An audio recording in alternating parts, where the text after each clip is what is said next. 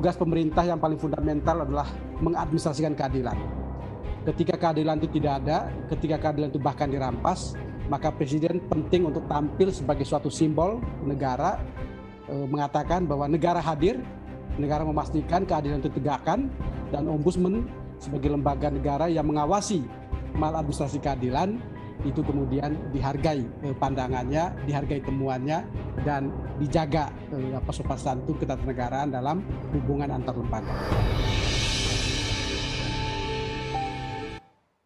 Ya, Ketua Komnas HAM dan Ombudsman menemukan sejumlah persoalan dalam tes wawasan kebangsaan di KPK. Temuan itu mereka jadikan rekomendasi sebagai bahan masukan untuk Presiden. Bagaimana perkembangannya? Sudah ada responkah dari Presiden? Saya akan bertanya langsung ke Ketua Komnas HAM, Ahmad Taufan Damanik, dan anggota Ombudsman Republik Indonesia, Robert Naendi Jaweng. Selamat malam sekali lagi Pak Taufan dan Bang Endi. Selamat malam. Yang jelas saya tahu Ombudsman juga sudah memberikan rekomendasi itu ke Presiden, dan berharap agar Presiden memang bisa mengambil langkah atas rekomendasi bukan hanya Ombudsman tentu saja, tapi juga Komnas HAM, begitu ya? Ya, Mbak Nana, buat Ombudsman ini belum tutup buku. Jadi acara kita ini bukan perpisahan, masih ada tahapan lebih lanjut dari yang sudah diputuskan oleh pimpinan KPK kemarin, karena memang pada akhirnya otoritas tertinggi dalam pembuatan keputusan terkait dengan nasib peralihan pegawai ini ada pada Presiden. Kenapa ke sana? Satu adalah karena kerangka kerja Ombudsman memang untuk sejumlah isu, sejumlah laporan itu pada akhirnya bermuara kepada Presiden. Satu. Kemudian kedua adalah secara kelembagaan kita semua tahu bahwa KPK bagian dari rumpun kekuasaan eksekutif dan komando tertinggi di dalamnya adalah Presiden. Kemudian ketiga, jangan lupa yang paling penting substansi masalahnya itu kepegawaian.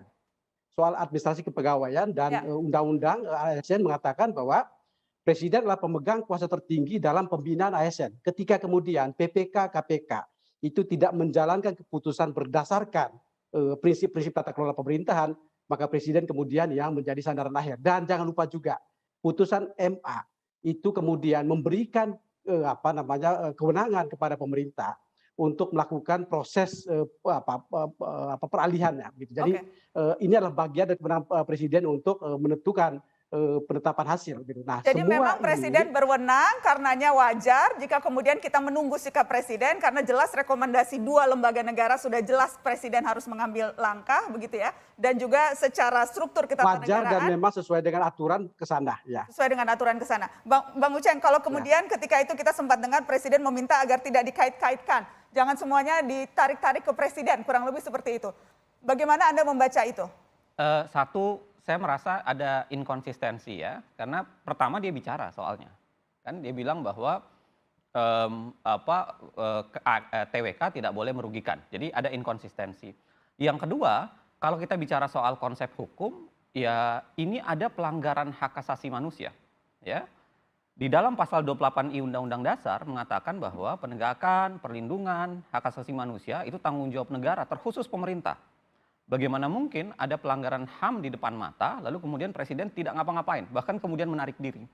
Bahkan kalau kita compare dengan berbagai kasus lainnya, misalnya, makanya gini, perlu ada membayangkan apa isi kepala Pak Jokowi soalan apa yang dimaksud prioritas negara yang harus dia tanggapi. Karena kalau kita compare, akhirnya akan banyak pertanyaan, misalnya kenapa untuk menghadiri pernikahan YouTuber bisa, tapi kemudian untuk ini tidak. Ini ada pelanggaran HAM, kenapa tidak? Kenapa kemudian ada konsep kewenangan yang langsung di dia, misalnya kalau baca pasal 3 Undang-Undang PP 17 tahun 2020, juga ada kewenangan Presiden secara langsung. Kenapa kemudian tidak menggunakan itu, tapi kemudian berlindung di balik kata-kata bahwa tidak semua harus ke Presiden. Bang Kapitra, Anda politikus PDI Perjuangan, Anda membela Pak Jokowi? Saya katakan, ini ambiguitas ya.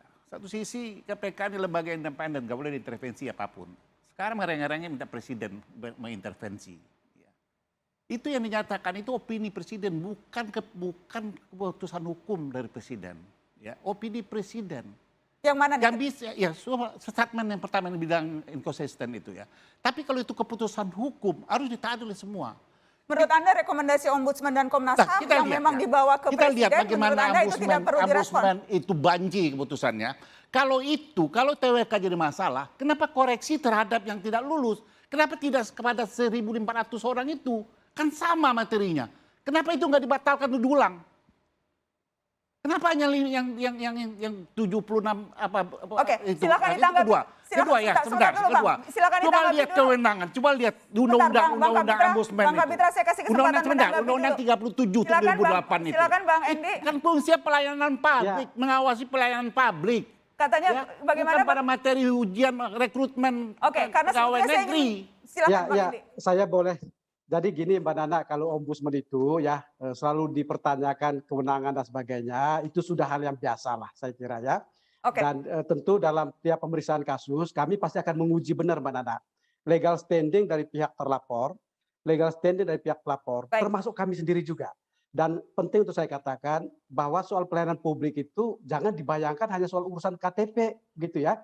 Setiap hubungan negara dan warga pada prinsipnya proses dan produknya pelayanan publik, dan Bang Kapitra membacanya itu jangan hanya parsial. Coba bentar.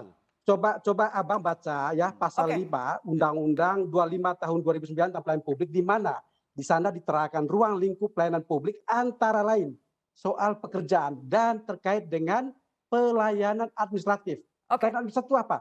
Tindakan administrasi pemerintahan untuk memberikan perlindungan kepada pribadi, keluarga dan sebagainya. Jadi memang secara legal standing ini masuk menjadi kewenangan ombudsman. Oke, saya tertarik tadi ketika Bang Kapitra mengatakan